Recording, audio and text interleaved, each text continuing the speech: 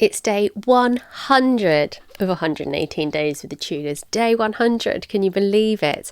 And today we're thinking about 1584 and the assassination of William of Orange. So we're stepping outside of England today to see what's going on in Europe, because this event had a real knock-on effect for England and Elizabeth. After William of Orange was assassinated in 1584, there was a real Dutch resistance against our old mate Philip II of Spain, and England inevitably became involved. So let's see who William of Orange was and why he was assassinated. William of Orange, also known as William the Silent, was born as William of Nassau in Nassau, an area which is now part of Germany. He was born in 1533. When he was quite young, his cousin died, and the Holy Roman Emperor at the time, Charles V, allowed William to accept his cousin's inheritance, which was fairly substantial, on the grounds that he was raised as a Catholic despite having Lutheran parents. His parents agreed, and he became Prince William of Orange. Now, he's important because he later went on to essentially found the monarchy in the Netherlands, and he's known there as the father of fatherlands. He was the grandfather of the William II, who we later had on the throne in England. Here's where the trouble comes, and it's the relationship between William of Orange and Philip II, or as I will now be referring to them as Phil and Will. In 1559, Phil and Will are getting on okay. Phil has inherited the Spanish throne, and he's got part of the Netherlands as part of that, and he appoints Will as the governor of Holland. Now, although Will had been brought up as a Catholic, he had Protestant roots, and he was really disturbed by the way Protestants were being persecuted by Catholics at that time, and he also wanted the Spanish troops out of Holland.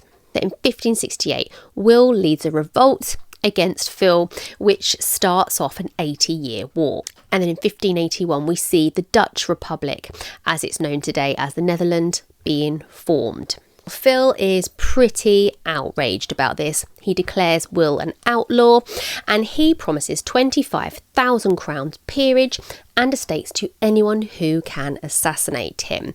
And people obviously try, but somebody does succeed. So he was assassinated by a man called Balthazar Gerard. What a name. He was the Catholic father to 11 children, so I can see why he quite wanted those 25,000 crowns. And he was also a big fan of Phil. Now, he actually spent 3 years trying to get close enough to Will in order to assassinate him. He joined the army and things like that purely to try and get close enough to him. Now, he finally got his chance on the 20th of July when he managed to gain access to Will's house. He hid behind a pillar and he jumped out at him and shot him twice, and he died instantly. But as Balthazar was running, he was caught. Now, he was tortured pretty horrendously, and he was executed pretty horrendously. I couldn't actually bring myself to read most of this, never mind regale it to you. So if you're interested in that sort of thing, do a quick search for the end of Balthazar Gerard, and you'll be in for a lovely read. But for me, no, couldn't do it. His parents then go on to try and claim the 25,000 crowns from Phil, who then turns around and goes, "Oh, actually, I don't actually have that kind of money. Would you like 3 houses instead?" So they take the houses, the parents. There's no mention of if these 11 children get any of the proceeds or any money.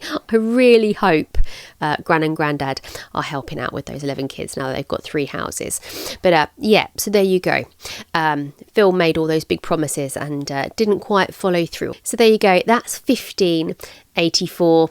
The assassination of William of Orange in the Netherlands, which then has a knock-on effect, and they will need some English support against King Phil. I'll see you tomorrow for 1585, when we are going to have a look at Mr. Nicholas Sanders and hopefully finally put to rest some of the ridiculous myths that he started about Anne Boleyn. I'll see you then.